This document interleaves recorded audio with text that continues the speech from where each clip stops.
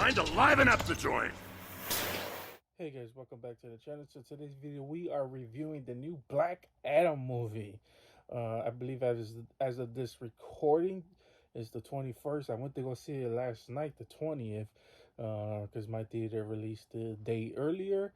So I got tickets today, and let's just say I had an absolute freaking blast. Now I do want to address some of the things I've been seeing in the media, like IGN ranking this movie a 5. This movie, even though it's not really the greatest DC movie that came out, hell, I don't even think it's the best DC movie that came out this year, and even comic book movie, but this movie is not a 5. It's not a 5. I would give it a grade or grade or two grades or points, whatever, above what IGN gave it. So I would approximately I would give it like a 7. If you want to go with a 6, I could definitely see it because there was a lot of things that happened in this movie that I feel could have taken a shaving off some points really. Um, and then I'll get into specifics a little bit later. But yeah, I feel like the critics, and this is why I always say, like, let me judge it for myself, because sometimes seeing these movies, especially one of my favorite movies of all time and comic book movies of all time, Man of Steel, got ranked like so low with the critics, and then the audience score just ranked it so high. And then when I went to go see that movie in theaters, I was like, this movie's a masterpiece, in my opinion, for a comic book movie. Why is it ranked so freaking low? So I don't know if the media has some like hidden agenda against DC movies or whatnot, but or maybe DC's not paying them enough to get some some positive reviews out there. But how I don't know how you watch this movie and walk away with it being a 5. That to me is absolutely insane. Most people would say, like, why are you even questioning IGN review? Well, that's because IGN is one of the biggest, like, gaming, not only gaming websites, but biggest platform in all of journalism, really. Well, I want to go I want to go that far, but it's really really popular amongst just the casual and general. And when you hear IGN, most people know what that is. So but the fact that they ranked it so low is like, man, lose a lot of respect for IGN for that one. And some of the reviews lately has been so horrible. I'm like, yo, what's actually going on? Um, but anyways, but yeah, I don't know how I'm gonna do this. I don't know if I want to talk spoilers right now or not. But I'll give my overall thoughts on it. I guess, and then we'll get into spoilers, just in case if people still want to go see it. Because I know, like I said, I was a day early watching it. So my overall thoughts about the movie: I thought Dwayne The Rock Johnson absolutely perfect as Black Adam. He did an amazing job. But actually, my favorite scenes was when he was on screen. Um, he was just amazing. I love the battle scenes in this movie. They were absolutely amazing. Some brutal scenes. I believe the director had to cut out some scenes that had made this movie get a rated R rating. So he had to cut out some scenes. This movie was already as brutal as it is, and he cut out scenes. Now I'm curious to see the scenes that was probably more brutal for this movie. Even though this movie, to me personally, was already as crazy as it was. Um, like I guess it's not a spoiler really, but there's like a scene where The Rock grabs a guy, he slams his head against the rock by like picking him up. I'm like, oh my god, like that was so freaking brutal, and I legitimately like squirmed. I was like, oh, like whoa, I was like freaking out. Now I do think that like I said, the Rock was the best part of this movie. The JSA was also the really good part, and it's not because I'm biased because I'm wearing a Hawkman helmet. I mean helmet. I was wearing a Hawkman hat, but I do think the JSA was pretty good as well. The two characters that I thought probably didn't fit well when I first saw the trailer was Cyclone and Atom Smasher. I ended up going to well, I liked it Atom Smasher in this movie because he was kind of like the funny guy in this movie as well. So I ended up liking him the most. Cyclone, I was still kind of on the fence about her, but it wasn't enough to where I was like, I don't like her character. But I thought she was okay in the movie as well. But obviously, my favorite was Pierce Brosnan's Doctor Fate. Oh my God, his Doctor Fate was absolutely freaking amazing. Now, without going into specifics, there's certain parts in the movie where I felt like um, his power could have been a lot better in the movie. Like I felt like they limited him because he definitely could be stronger in the movie. But then I understand. Like I said, I'm not trying to go into specifics, but it's kind of hard talking about non spoilers when so much thing happened in this movie and you're trying to give your thoughts on it without trying to spoil too much. But yeah, I love that part. Actually, it's not really a spoiler because you can see it in the trailer. I think the JSA working with Task Force as well. I mean, they're not working with Task Force; they're really working with Amanda Waller, which was at the head of Task Force X. Was still weird. I still don't really I never really understood why the JSA needed to work with them and why they needed Amanda Waller in this movie. Like, it still to me doesn't really make sense. Because it's like, is she in charge? Because she was acting like she was in charge of Task Force. The JSA. It was kind of weird. I That was the one part I was like, hey, I don't understand this part of why Amanda Waller needed to be in this film, but I do guess they needed like a big head, like a level, like a leader, basically, because Hawkman was in charge of the JSA. He was their leader, but they needed a boss for Hawkman, and I think that's where that probably got involved with it. But it was still weird because it was like, okay, Amanda Waller, you know that Black Adam, they're trying to stop Black Adam. Why wouldn't you send out the Task Force X? Why didn't you just send out your Suicide Squad to help with the JSA as well? Like, the JSA is only four people. Um, to stop this basically god, and yeah, that was the one part I did not really understand as well. Also, the biggest now let's get into my dislikes about the movie without trying to spoil it too much. My dislikes was the people of conduct. I feel like the scenes with the little kid to me was probably the most annoyingest part of the movie. Even though he was really, they were focused really hard on him in this movie, because he's trying to get everyone together to save Kondak or whatever. Uh, with Black Adam, he's trying to convince Black Adam to basically save his people because his people been overrun by I forgot the name of the task force that's taking over Kondak City, but he's trying to rally people around. He's trying to rally Black Adam around to save his people. The first couple minutes with him on screen, I dealt with him, but the problem is they kept going to him too much. His voice was kind of annoying as well. Yeah, he was definitely not one of my favorite parts in the movie. And every time I see him on screen, I'm like, God, please shut up! Like, come on, why are you on screen as well? Um, oh, man, I was gonna say a part where something happens in the movie, but that would be a little spoilerishy. But yeah, I think that was one of my biggest issues as well. But actually, my biggest issue, the main issue of this movie was the storytelling. I mean, the writing in this movie was horrendous. Oh my god, the writing was so bad in this movie. And you could definitely tell from it, from scene one.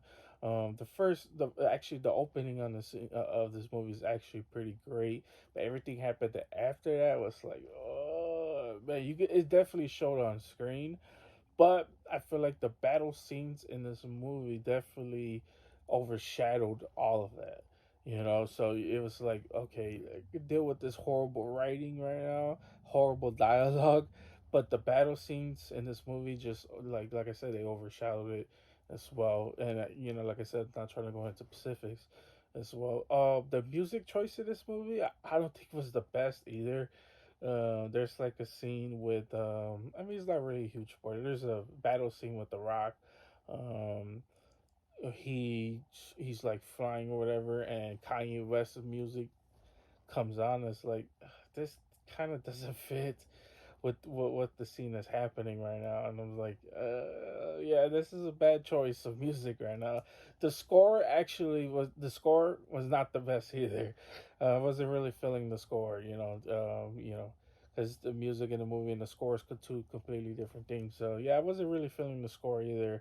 Some of the music wasn't memorable, kind of like the Batman movie. Like I could definitely, when I think of the Batman, I definitely remember some of that music, especially like the main theme of that movie. With this movie, wasn't really feeling the score either. So pretty unfortunate when it comes down to that. But yeah, those are my biggest faults or my biggest dislikes about that movie yesterday. But um, can't think of anything else. I would say like the Suicide Squad. That's definitely the score, definitely the story, the writing in this movie, and the little kid was probably the worst in there as well. Um, Also, I should say the main villain, the choice of main villain is not really a spoiler because he is in the trailer, is Sabak. Sabak being the main villain. I mean, it's cool, but once again, because it's kind of like how I felt with the Justice League movie. It's like them choosing Steppenwolf. I'm like, yo, come on, like Sabak. I mean, he's powerful. Don't get me wrong, but I mean, Black Adam just beat him really, really easy. It's like, dude, like you needed to go harder than that as well. By the way, if you guys have been sticking this far, I should mention definitely stay and watch the end credit screen. Actually, my theater was super disappointing. They did not laugh one time. I feel like my theater hated this movie because there's not. I feel like me and my friend was the only one laughing. I was the only one. It felt so awkward because the end credit screen, somebody shows up on screen, I start cheering. I was like, yeah. And then I turn around and it's like no reaction whatsoever from nobody. So it was actually pretty awkward. And it's one of the first theaters I went to that like normally normally I would be the only, or my theater being really quiet. Um because I remember when I went to go see Doctor Strange, Multiverse of Madness, my theater went crazy for the my theater went crazy for the Illuminati. So I remember watching that. I was like, oh my god, this my theater on this one definitely did not like it. I definitely could tell they didn't like this movie, which is kind of weird because I thought this movie was better. I did see a group of people, not a group of people, but two people got up, did see them leave, and then never came back. So this movie, I'm pretty sure they wasn't feeling this movie at all. But most of the people, even though I felt like this movie was pretty good. But anyways, guys, now let's go into spoiler section. This is the spoiler section of this movie. So if you guys haven't seen the movie, highly suggest you stop the video, go and watch the movie, and then come back to hear my thoughts on this movie. So this movie opens up with Black Adam's son and Kondak. He end up fighting this ring that later they end up capturing or releasing and capturing the Black Adam. But anyways, so he ends up, his sons end up. There's this slave. So Kondak is enslaved by this one evil king. So they're digging, trying to find treasures or whatever. So they end up going and finding. So this guy who was digging, end up finding this ring. He gets attacked by all the slaves because it was Eternium, is what they were calling it. So he ends up finding this thing. He ends up giving it to the guard, actually, because if they find the treasure, apparently it's supposed to be rewarded, but their reward is death. So the kid, so Black Adam's son, ends up taking the attorney up, end up running with it. He eventually gets caught. He's standing in there, so he's gonna get executed, and everyone, he throws up this weird sign and basically tell everyone to basically do it as well. And then when he does it, he utters the word Shazam, ends up disappearing before he ends up getting beheaded as well. So super cool. But his rewards end up killing his, getting his mother killed, his family killed basically. The father's not dead yet because the fathers end up being Ted Adam, which is Shazam. Which is Black Adam. Later on in the movie, we later find out. Now, I'm gonna skip ahead and just talk about some of the major things that happened in the movie, without going too far, because I had this like this video ended up being like 30 minutes long. I ended up having to shorten it just by talking about this. So let's talk about the major characters. So the major characters is these three. It's this woman, you see them in the trailer. They're the one driving the car. It's this woman, and the guy next to her, the big guy, ended up being her brother. And then she was with two other guys in the movie as well. One of the guys ended up betraying them to try to get Sabac's crown, which he eventually ends up doing.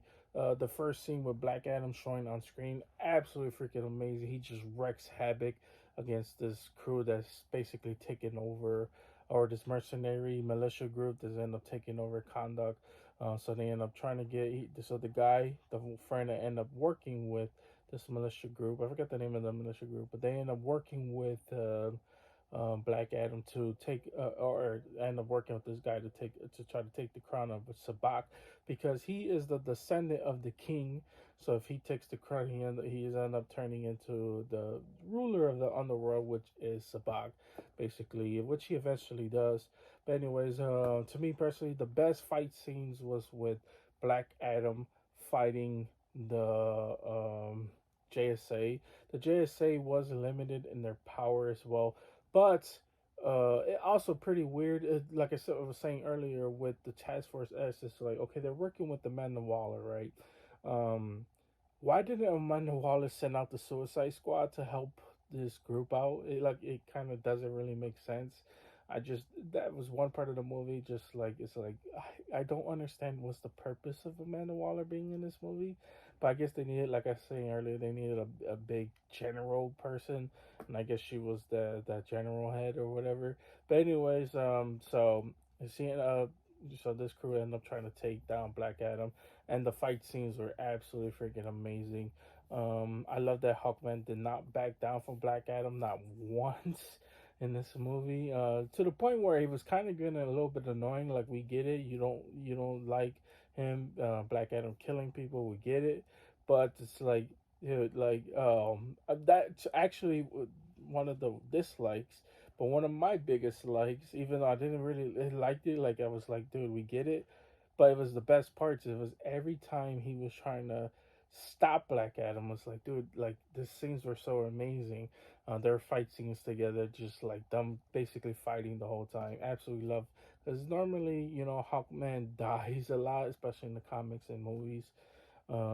He's always, or TV shows, he's dying all the time. So I love that, they actually gave him power this time. Absolutely freaking loved it as well. But anyways, yeah, that was some big parts of the movie as well. But then eventually, and I'm skipping so much ahead, but eventually, the guy gets the crown for Sabak. But first, he ends up capturing the little kid in the movie, which is the most annoying little kid as well. He ends up capturing the little kid. It's whatever to for them to save the kid. They had to give them the crown, but the crown is way they know the crown is way too powerful. Dr. Fate seen images of Sabak coming alive, so he's basically telling them like, hey, they can't get this crown, but they're gonna kill the kid. So they eventually lock themselves behind this little shield or whatever, and then the guy who betrayed the group earlier ends up getting the crown. He is holding the crown before he puts the crown onto his chest. They get absolutely massacred by this huge power move or power effect bomb, whatever, by Black Adam, and the electricity everywhere just absolutely massacres everyone. The building comes rumbling down, but they end up saving everyone. But the guy who got the crown um, end up burning alive with the crown around his chest as well. So basically, they go up to Black Adam and be like, "Hey, you're reckless. You're too reckless, man. You gotta give it up." Whatever. He eventually gives in. He says Shazam turns him back into normal. They end up giving his body to Task Force X. This facility that ends up putting a muzzle in his mouth, ends up in storage basically. Interested to see who was in that room because there was a lot of people locked away in storage. So, so they end up analyzing the crown.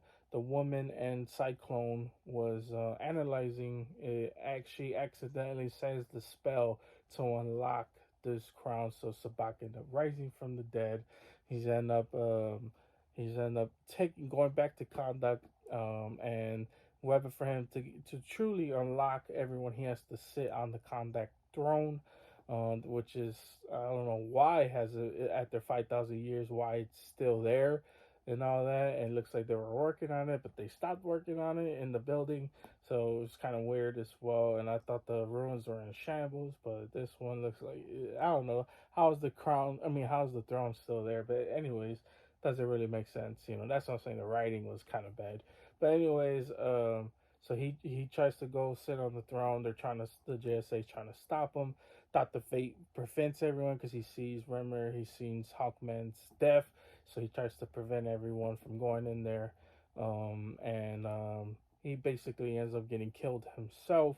And then Black Adam eventually escapes from the facility because he's seeing visions from his son, and we eventually found out that his son was the original Black Adam, but he ended up saving his father by switching powers and giving him to Black Adam. Black Adam. We later find out the reason why Black Adam hates or the wizard, Shazam's wizard, which I always forget his name, ends up hating Black Adam is because he kills all the wizards. Because Black Adam was evil when he first started. But anyways, because he always wanted revenge for his sons, but they wanted him to be a hero. He was telling them he's not a hero, especially after everything that happened to him. So there's that. But anyways, so he ends up going back to conduct or whatever. They do one last hurrah. Hawkman does one last hurrah to try to stop him as well. So Hawkman uses Nomo's helmet to form images of himself and grabs Sabak to pin him against the throne. And then Black Adam comes out of nowhere, grabs his head, and electrifies him, basically explodes him in half, and saves the city of Kondak from being raised from the dead. Even though the dead was kind of like weak, anyways, the people of Kondak end up rallying against him as well. So yeah, so much thing happened in this movie, and then here's the end credit scene. Like I mentioned earlier, and it ended up being because Amanda Waller is pissed off that he escaped from the facility, and she says, "I need someone who's strong enough to stop you. Whatever, you're pretty powerful." He says to Amanda Waller. He doesn't say it to her in front of her face. There's like a drone with an image. And he says, "There's no one on this earth that's powerful to stop me."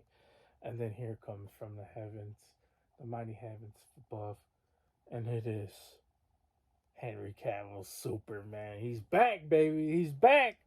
Yes, super happy to see him back. Now like I said, I was the only one to freak out in my theater to see him coming down from the heavens above. and DC God's embracing us, letting us know that the God himself, Henry Cavill Superman, is back. So future movie with them fighting off against each other, which is kind of weird because it's like, are we gonna get that movie first before we get Shazam versus Black Adam? You know, the two canon characters to fight each other, the two characters that hate each other the most. Like, are we gonna get? We're gonna get that. We're gonna get this Superman rivalry before the original rivalry. Like that, I don't know about that one. And plus, this Black Adam is way more powerful than the comics made him seem. And if you look at the Shazam, I was talking to my friend about this. I was like, because he brought up this point, and I was like, you know what, you're kind of right. This Shazam is kind of weaker when it comes down to Black Adam because this Black Adam is really powerful, like super powerful. That he could probably go up against Superman himself, and it's like he could easily destroy this Shazam. So that's gonna be super interesting. And I wonder if they go that route eventually because they're gonna have to go that route. I mean, you can't hold that off for too long. But anyways, that's super interesting. Let me know in the comment section what you guys think about this movie. Did you guys watch it? Are you guys not gonna watch it? Did the movie critics throw you off too much about it? If they did, I highly suggest skipping that. I highly suggest going to watch this movie because trust me, you will not be disappointed as well. But anyways, guys, that's pretty much it. You guys have a wonderful, amazing day. I will stay tuned for the next video because you never know what's gonna be talked about or unboxed on this channel. But anyways, guys, you guys have a wonderful, amazing day, and see you guys